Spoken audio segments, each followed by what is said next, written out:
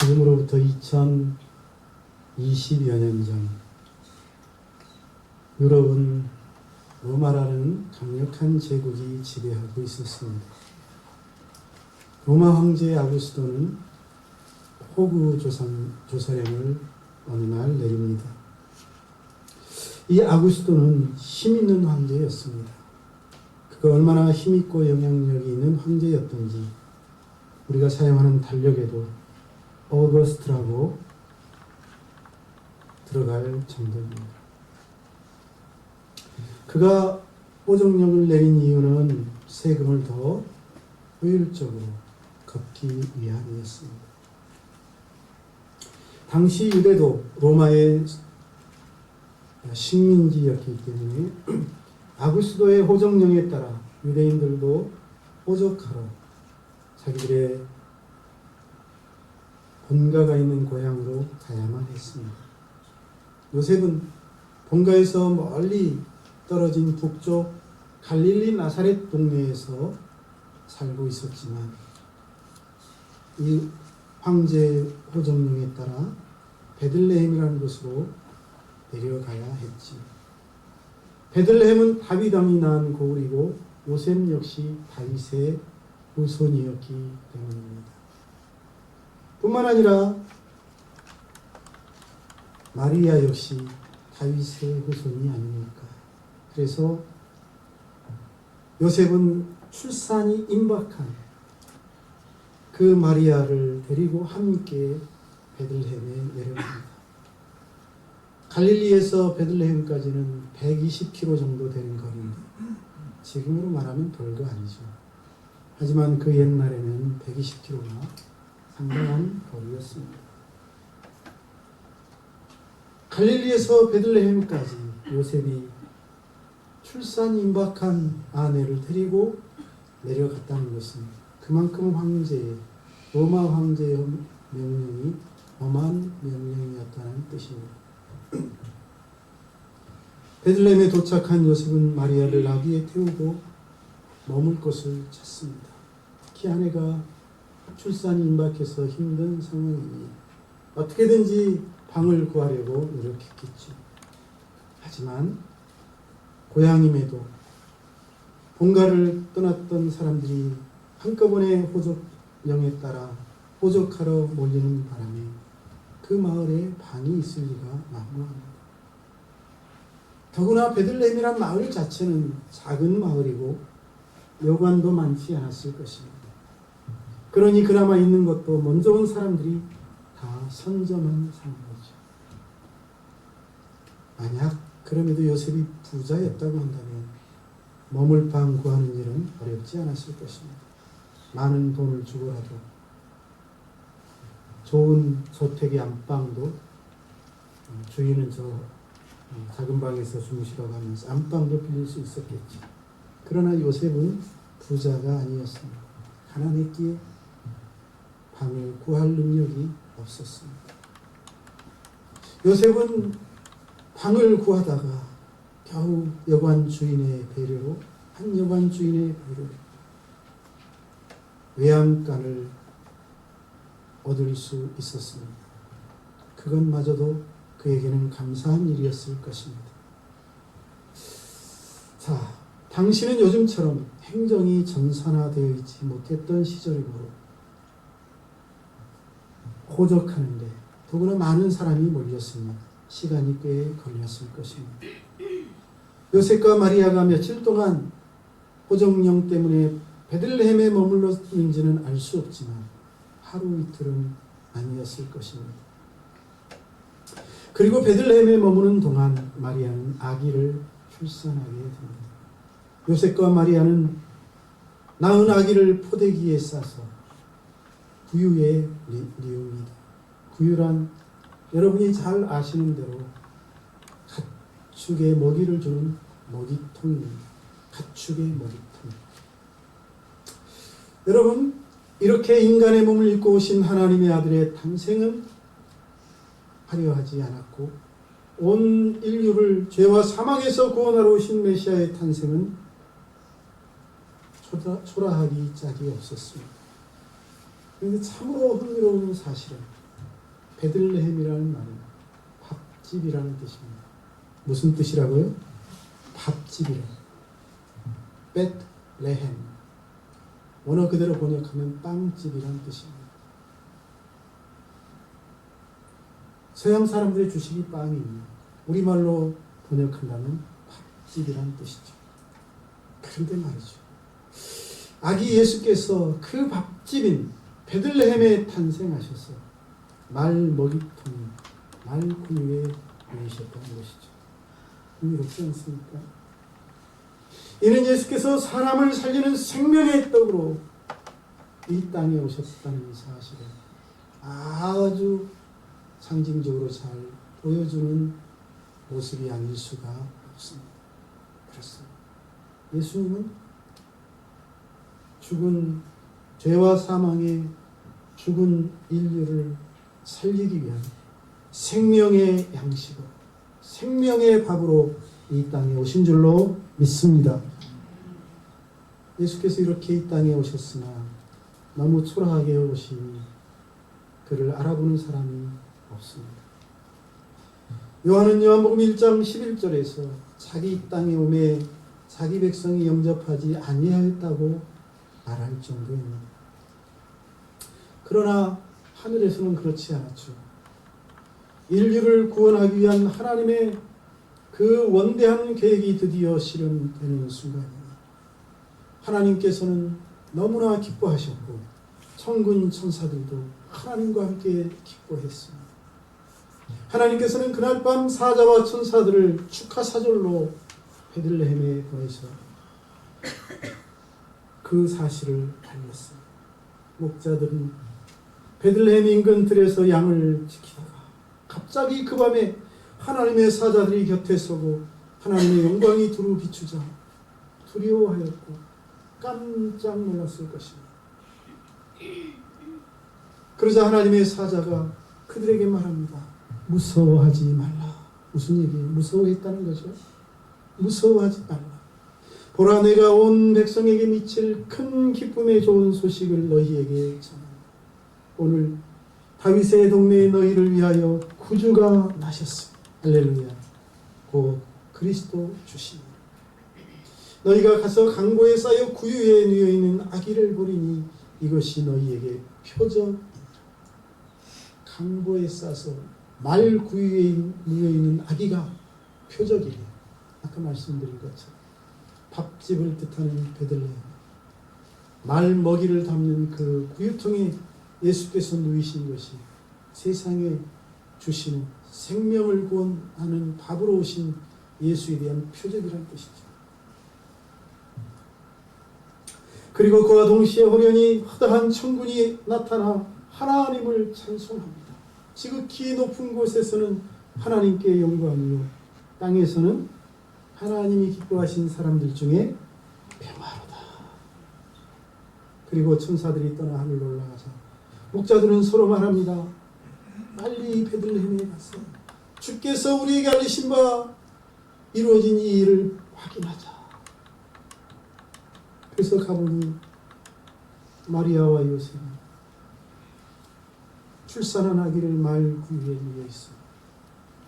천사가 나타나서 구유에 누인 아기를 볼 것이라고 말하는 그대로 마구간에, 허름한 마구간에 마리아와 요셉이 아이를 낳고 그 아이를 구유에 누웠습니다. 그러자 목자들이 그 아기께 경배하고 부모에게 간밤에 들에서 일어난 일을 이야기합니다. 정탄을 사흘 앞둔 이 시점에 저는 오늘 이 베들레헴 한 마구간 말 구유에 찾아오신 아기 예수께서 오셔야만 했던 의미를 살펴보고자 합니다. 무엇보다도 예수께서 이 땅에 탄생하신 의미를 어디서 찾을 수 있을까요? 그것은 하나님이 범죄한 인간을 그럼에도 불구하고 여전히 사랑하신다는 데서 찾을 수 있습니다. 다시 말합니다. 하나님의 아들이 이 땅에 탄생하신 것은 하나님이 범죄한 인간들을 사랑하고 계심을 보여주는 일대의 사건입니다. 따라합시다. 하나님은 나를 사랑하신다. 누구를 사랑해요? 나를 사랑하세요. 그래서 독생자를 보내신 거예요. 믿으시기를 바랍니다.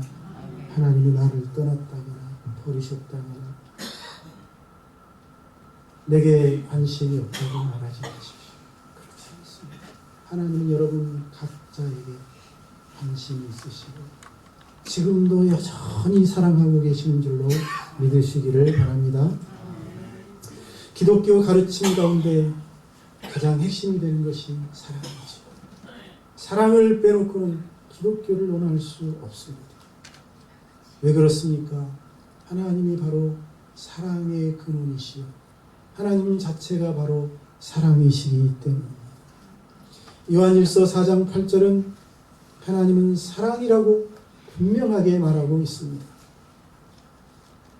하나님께서 예수 그리스도를 이 세상에 보내신 것은 인간을 향한 하나님의 이 사랑 때문입니다. 이 사랑을 빼놓고는 하나님의 아들이 왜 인간이 되셔야 했는지, 저 영광스러운 천국 보좌를 버리시고 예수께서 왜 이 땅에 오셔야 했는지 설명할 방법이 없습니다. 요한일서 4장 9절로 10절입니다. 하나님의 사랑이 우리에게 이렇게 나타난 바 되었습니다. 하나님이 자기의 독생자를 세상에 보내시니 저로 말미암아 우리를 살리려 하십니다. 사랑하셨기에 독생자를 보내셨다는 것이죠. 우리를 살리기 위해서. 사랑은 여기 있으니 우리가 하나님을 사랑한 것이 아니요 오직 하나님이 우리를 사랑하사 우리 죄를 위하여 화목제물로 그 아들을 보내셨습니다. 우리는 하나님을 사랑하지 못했습니다. 우리는 하나님을 사랑한 적이 없습니다. 하지만 하나님이 그런 우리를 사랑하셨다는 거예요. 믿습니까? 세상에서 가장 위대한 사랑을 부모의 사랑, 어머니의 사랑이라고들 합니다. 이 사랑은 어떤 사랑입니까? 자기가 낳은 자식에게 주는 사랑입니다. 일방적으로 주는 사랑입니다. 사람은 태어나서 장성할 때까지 부모의 사랑을 먹고 자랍니다. 자식이 아무리 부모를 이해한다고 효도한다고 할지라도 그가 받은 사랑에 비하면 아무것도 아닙니다. 그래서 부모의 사랑은 하나님의 사랑을 가장 많이 닮았다고 말할 수 있을 것입니다. 그러나 그 위대하다고 말하는 부모의 사랑도 우리를 향한 하나님의 사랑에 비하면 아무것도 아닙니다. 조족지혈, 세 발의 피입니다. 하나님의 사랑이 위대한 이유가 무엇입니까? 하나님은 우리에게 한없이 주고 또 주시는 분이기 때문이죠.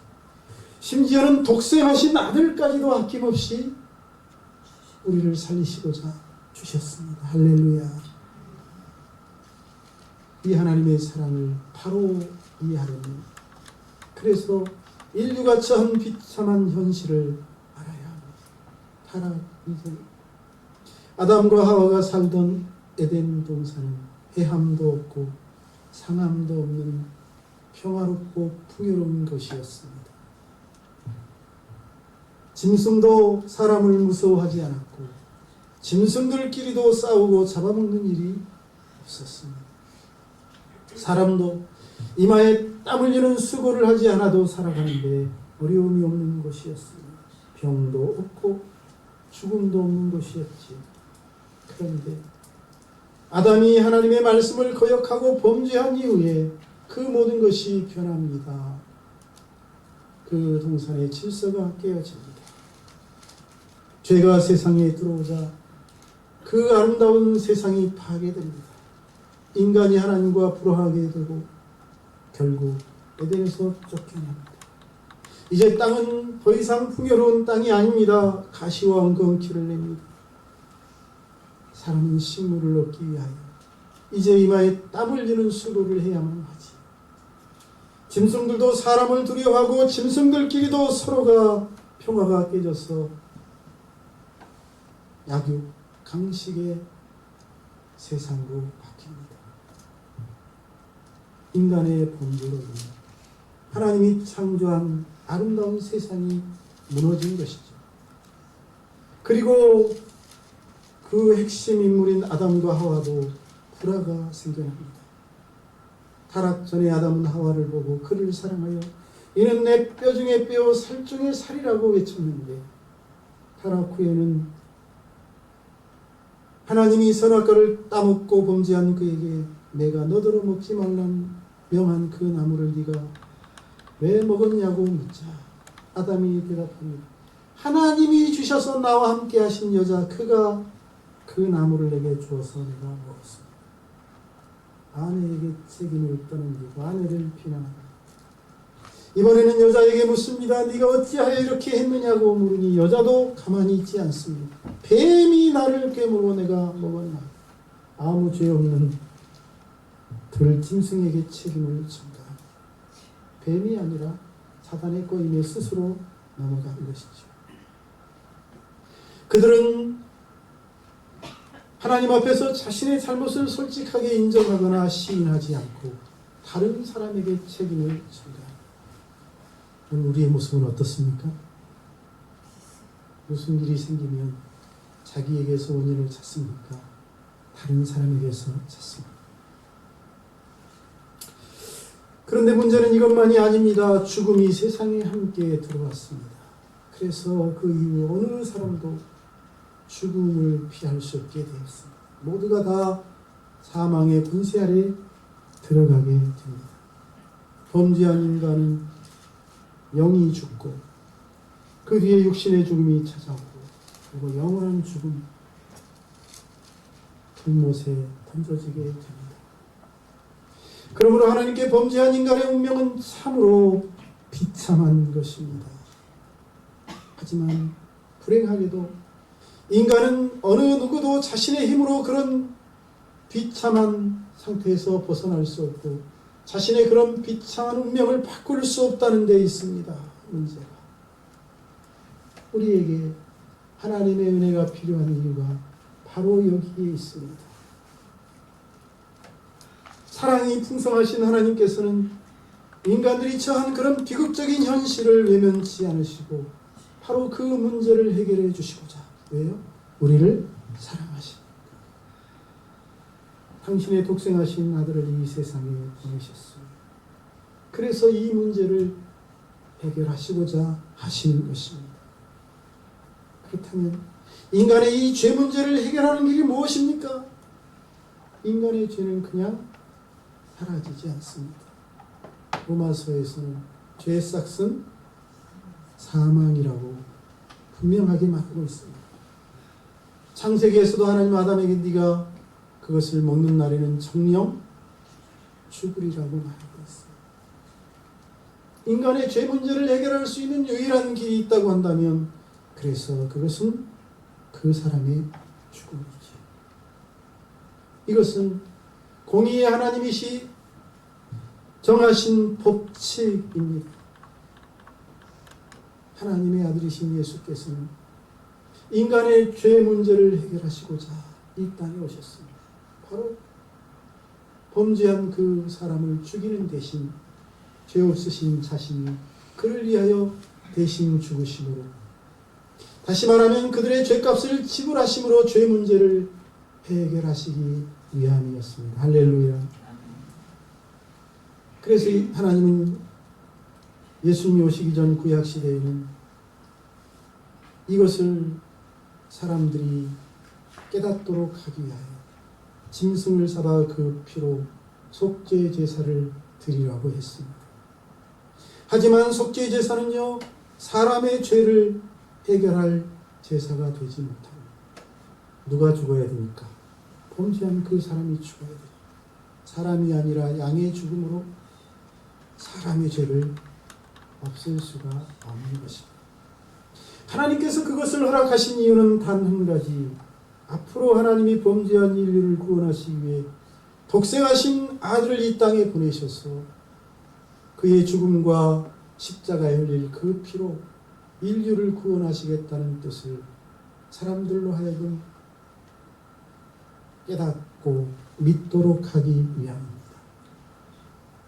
다시 말하면 구약의 제사는 인간의 죄를 대신 짊어지시고 인간 대신 십자가에 달려 죽으시는 예수님에 대한 모형인 것입니다. 성탄은 예수께서 우리의 죄 문제를 해결하시려 우리가 범한 죄를 대신하여 죽으시고자 이 세상에 오신 날입니다. 할렐루야. 이것이 예수께서 이 세상에 오신 가장 중요한 이유입니다. 예수께서 이 땅에 오심으로 비로소 우리에게 희망이 생겼습니다. 우리에게 살 길이 열린 것입니다. 그러므로 예수께서 이 세상에 오신 것은 우리를 향한 하나님의 사랑인 줄로 믿습니다. 또한 그 사랑이 얼마나 큰지를 보여주는 사건인 줄로 믿습니다. 다음으로 예수의 탄생은 하나님은 가장 겸손한 자들, 그 심령이 겸손한 자들에게 은혜를 주신다는 사실을 보여주고 있습니다. 예수 그리스도가 누구이십니까? 예수님은 참 하나님이시고 참 사람입니다. 이는 예수님은 하나님이시며 동시에 온전한 우리와 똑같은 인간이라는 뜻입니다. 요한복음 1장 1절은 예수님의 하나님 되심에 대하여 말해주고 있습니다. 태초에 말씀이 계시니라. 이 말씀이 하나님과 함께 계셨으니 이 말씀은 곧 하나님이시니라. 예수님이 하나님과 함께 계셨고 예수님이 곧 하나님이시라는 말씀이죠. 그런데 14절에 가면 말씀이 육신이 되어 우리 가운데 거하시니 우리가 그 영광을 보니 아버지의 독생자의 영광이요 은혜와 진리가 충만했다고 말합니다. 말씀은 곧 아버지의 독생자이고 그리고 육신이 되셨으니 예수께서 사람 되심에 대하여 말하고 있는 구절입니다. 이에 대하여 빌립보서 2장 6절로 8절에서도 이렇게 말합니다. 그는 근본 하나님의 본체이시나 하나님과 동등됨을 취할 것으로 여기지 아니하시고 오히려 자기를 종의 형체를 가져 사람들과 같이 되셨고 사람의 모양으로 나타나셨으니 자기를 낮추시고 죽기까지 복종하셨으니 그 십자가에 죽으시니라. 할렐루야. 쉽게 말씀드리면 이런 말씀들은 하나님의 아들이신 예수께서 하나님의 위치를 버리시고 낮고 천한 인간의 몸을 입으시고 이 땅에 오셨다는 것입니다. 하나님이 사람이 되셨으니 인간의 몸을 입으셨으니 무엇이 보다 더 낮아질 수 있겠습니까? 하나님과 사람 사이의 간격은 이 세상에서 비교할 수 있는 것이 없을 정도로 큽니다. 하나님은 존귀하시고 영원하시고 선지하신 분이시고 사랑의 근원이시고 빛이시고 그런데 그런 하나님이 인간이 되셨습니다. 또한 사람이 되신 예수님은 화려한 로마의 궁전에서 온갖 권력을 한 손에 쥘 왕자로 태어나신 것이 아닙니다. 아무것도 없는 가난한 목수의 아들로 태어나셨습니다. 요즘은 아무리 가난한 사람도 아이를 낳으면 방에 불을 넣고 아늑한 분만실을 꾸밉니다. 그런데 예수께서는 찬바람이 그대로 들이치는 외양간에서 태어나셨습니다. 이 같은 사실은 우리에게 주는 중요한 메시지가 있습니다. 낮은 대로 임하신다는 뜻입니다.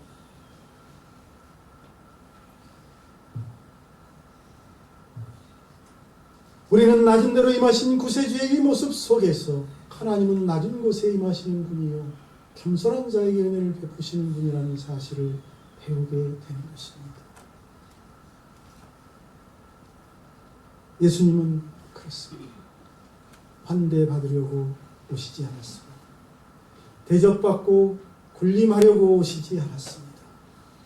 우리 예수님께서는 주장하려고 오신 것이 아닙니다. 마태복음 20장 28절은 예수님의 오심에 대하여 말해주고 있습니다. 인자가 온 것은 섬김을 받으려 함이 아니라 도리어 섬기려 함이라. 자기 목숨을 많은 사람이 대속물로 주려 함이라. 그러니까 메시아지. 그러니까 구세주지. 할렐루야. 구세주라고 하면서 섬김을 받으려는 사람들이 많습니다. 가짜들. 예수님은 종의 위치에서 사람들을 섬기기 위해 그리고 자기 목숨을 사람들을 대속하는 제물로 주기 위하여 오셨습니다. 따라서 우리는 예수께서 궁궐이나 부잣집 안방이 아닌 초라한 외양간에서 태어나신 그 예수님의 뜻을 깊이 생각하며 주님 앞에 나아가는 저와 여러분의 마음이 겸손해질 수 있기를 주의 이름으로 축복합니다. 오늘날도 역시 마찬가지가 아니겠습니까? 지금도 하나님은 어디에 임해요? 낮은 곳에 임하시고 비천한 인생들에게 은혜를 베푸십니다. 잠언 3장 34절입니다. 진실로 그는 거만한 자를 비웃으시며 겸손한 자에게 은혜를 베푸시나니. 이사야 29장 19절에도 겸손한 자에게 여호와로 말미암아 기쁨이 더하겠고 사람 중 가난한 자가 이스라엘의 거룩하신 이로 말미암아 즐거워하리. 야고보서 4장 6절에서도 말합니다. 그러나 더욱 큰 은혜를 주시나니 그러므로 일러스되 하나님은 교만한 자를 물리치시고 겸손한 자에게 은혜를 주신다고 하였습니다. 그렇습니다.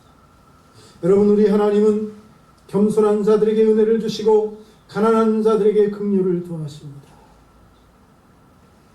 그러므로 예수께서 베들레헴 마구간에 오신 것입니다.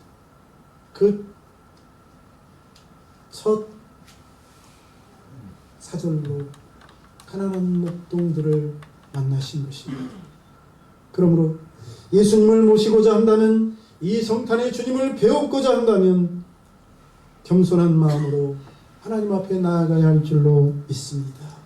교만한 사람, 남을 깔보는 사람은 절대로 겸손하신 주님 앞에 설 수 없습니다. 마지막으로 예수님이 탄생이 우리에게 주시는 메시지는 평화를 주신 위하여 오셨다는 것입니다. 아기 예수께서 탄생하시던 그날 밤 베들레헴 근처 들에서 양치던 목자들에게 나타난 허다한 천군 천사가 하나님을 찬송하자 뭐라고 찬송했습니까? 지극히 높은 곳에서는 하나님께 영광이요 땅에서는 기뻐하심을 입은 사람들 중에 평화로다. 여러분, 우리가 아름다운 노래를 들으면 천상의 선율이라고 말합니다. 베들레헴 목자들은 실제로 천상의 소리를 들었어요. 천사들이 합창을 들었어요. 이 얼마나 복된 일입니까? 하지만 오늘 우리도 복이 있는 것은 천사들이 부른 그 노래는 듣지 못했지만, 천상의 노래는 듣지 못했지만 그들이 노래한 가사는 볼 수 있기 때문에 지극히 높은 곳에서는 하나님께 영광, 땅에서는 기뻐하심을 입은 사람들 중에 평화로다. 이 가사 중에 예수님은 이 땅에 평화를 주시러 오신 분이라는 내용이 있습니다. 특히 하나님이 기뻐하심을 입은 사람들 중에 평화를 주러 오셨다고 되어 있습니다. 그렇습니다. 우리 예수님은 평화를 주러 오신 분이십니다.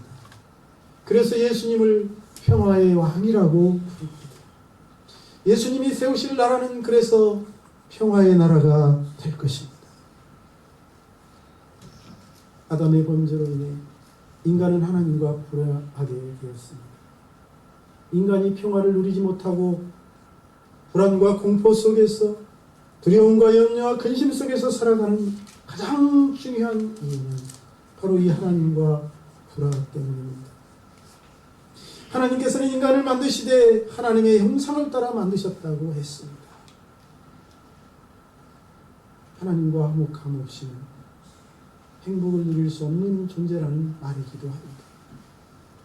하나님과 불화한 인간의 마음은 그래서 평안이 없고 늘 두려움과 공포와 염려와 죄책감에 사로잡힌 상태입니다. 예수께서 이 세상에 오셔야만 했던 이유는 바로 이 문제의 근원인 하나님과의 불화를 해결하고 인간으로 하여금 평화를 누리게 하기 위함인 줄로 믿습니다. 그래서 예수님께서는 스스로 화목제물이 되신 것입니다. 성경은 예수를 화목제물이라고 말하고 있지 않습니까? 따라서 저와 여러분은 이 예수 그리스도로 말미암아 하나님과 화평하게 된 줄로 믿습니다. 예수의 탄생, 땅에서는 기뻐하심을 입은 사람들 중에 평화가 되는 이유가 바로 이것입니다. 성탄을 사흘 앞둔 오늘 우리 교회 성도님들은 구주 예수님으로 인해 마음에 참 평안을 얻을 수 있기를 주님의 이름으로 축원합니다. 오늘은 예수님의 탄생의 의미에 대해 생각해 보았습니다. 예수님의 탄생은 무엇보다도 하나님이 우리를 여전히 사랑하고 있다는 사실을 보여주는 사건이라는 데 의의가 있습니다. 또한 예수님의 탄생은 하나님은 낮고 겸손한 자들에게 임하시고 그들에게 은혜를 베푸시는 분임을 보여주고 있다는 데 큰 의의가 있습니다. 그러므로 저와 여러분도 하나님의 은혜를 입을 수 있는 줄로 믿습니다. 뿐만 아니라 예수님의 탄생의 의미는 이 땅의 평화를 주기 위하여 오셨다는 데서 찾을 수 있습니다. 인간은 하나님과는 불화하고는 살 수가 없는데 미련하게도 인간은 하나님과 불화하게 되었고 예수님은 그런 인간의 문제를 해결하시고자 그래서 우리에게 참 평화를 주시고자 인간의 몸을 입으시고 오신 줄로 믿습니다. 이번 성탄에 우리를 사랑하시는 이 하나님, 우리를 위하여 친히 인간의 몸을 입고 이 땅에 오신 이 아기 예수님을 배없는 성탄이 되시기를 주님의 이름으로 축원합니다. 기도하겠습니다. 살아계신 하나님, 이 시간에도 하나님의 말씀을 통해서 하나님이 우리를 얼마나 사랑하시는지, 예수님이 우리를 위하여 얼마나 놀라운 일을 행하셨는지 깨닫게 해주시니 감사합니다. 이 세상에 임하신 예수께서 얼마나 우리에게 중요한 분인지 고마운 분인지 알게 해주시니 감사합니다. 주님 앞에서 저희들 겸손함으로 아기 예수님 앞에 서게 하여 주시옵시고 진정 기쁨으로 이 예수님을 맞이하고 하나님께 영광 돌리는 성탄이 되도록 인도하여 주옵소서. 예수님의 이름으로 기도하옵나이다. 아멘.